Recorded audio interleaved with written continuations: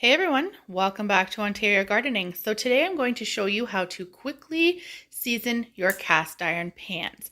So it's pretty simple. All you need is your pan, a nice quality oil, and a paper towel.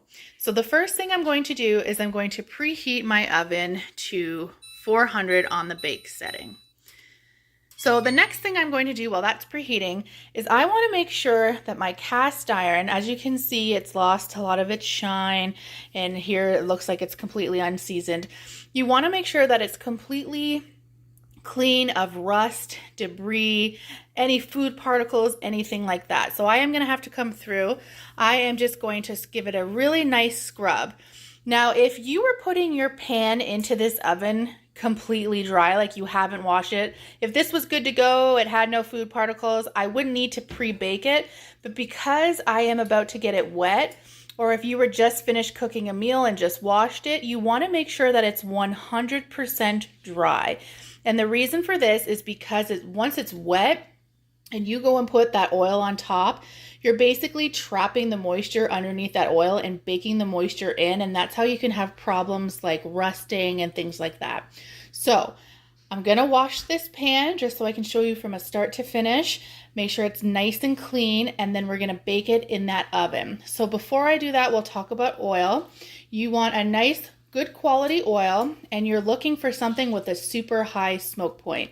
So some people will use like lard and tallow and stuff like that from their animals, which can be done at a lower temperature, but for a 400-degree oven to get that nice good bake on it, you're going to want an oil with a high smoke point. So I am going to use a high quality avocado oil. You can use grapeseed oil. Just do a quick Google search and see what oils have a baking point or a smoke point of at least 400 degrees, because that's what we're setting our oven to today. So I will go ahead and wash it. Like I said, if your pan has already been washed like yesterday and it's completely dry, you can just skip this step. But for video purposes, I'm going to show you. Okay, so I've washed it. I've made sure it's all smooth and all of the debris is removed. So as it's preheating, eventually it will get up to 400. But we're just putting this in the oven, and we're going to leave it in there for about 10 minutes. Like I said, if you didn't pre-wash this pan, you're good, but I am going to make sure that that moisture is completely baked out of it, so we'll see you in 10 minutes. Okay, so I just had this baking in the oven for the last 10 minutes. Now I am going to let it sit and cool. I know that's contradictory. You're like, why would you bake if you're just going to let it cool? It was strictly to get that moisture out of the pan so that I had a completely dry pan when I put the oil on. Now the reason I have to let it cool back down, because if I go and put oil in a hot sizzling pan, and I've done it before, trial and error and learn, you go and put like your oil into this hot sizzling pan, and that's exactly what the oil is going to do. It's going to start sizzling right out at you, and you'll never be able to give it a coat to actually bake on that coating. So I'm going to let it sit for about 10 to 15 minutes until it's cool enough to actually handle the pan. So I will see you again in a few. Okay, so I have got that pan out of the oven. It's still on at 400, but I can touch it now. So I can go ahead. You're going to want to put about a tablespoon of oil to start, maybe a tablespoon and a half. I've got it in here. Don't ask questions. So I've got my oil in here. Now I'm going to take a clean paper towel, and the better quality paper towel, the better it is, because you don't want little bits of paper towel coming off as you rub this oil in.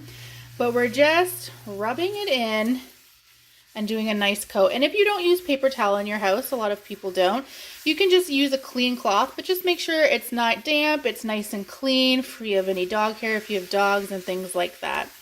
So rubbing it all in, all over. I do my handle.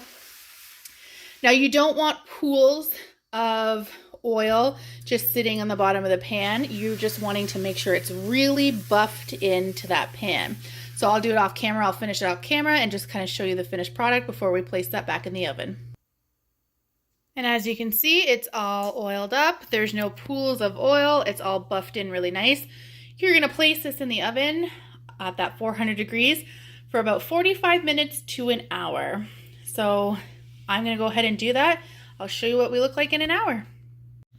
Before I do that though, I should probably mention I did 1.5 tablespoons of the oil and I buffed it in nicely. If you need a little bit more oil, just add a little bit more oil in little bits as you go, because it is easier to take out if it's just a little bit as opposed to a lot. And if you need less oil, grab a little bit more paper towel and just soak it up with the paper towel. So yeah, you're just looking for like that nice light shine. Okay, see ya. And here is our shiny new looking cast iron. So that is seasoning. It's pretty simple. I would suggest your first couple things that you cook in here be something with like lots of fat or oil in it. So like some bacon or something with butter, like butter beans or something, just to kind of like give it a little extra something something. But that is as easy as it is to season the cast iron. We will talk to you soon. Bye.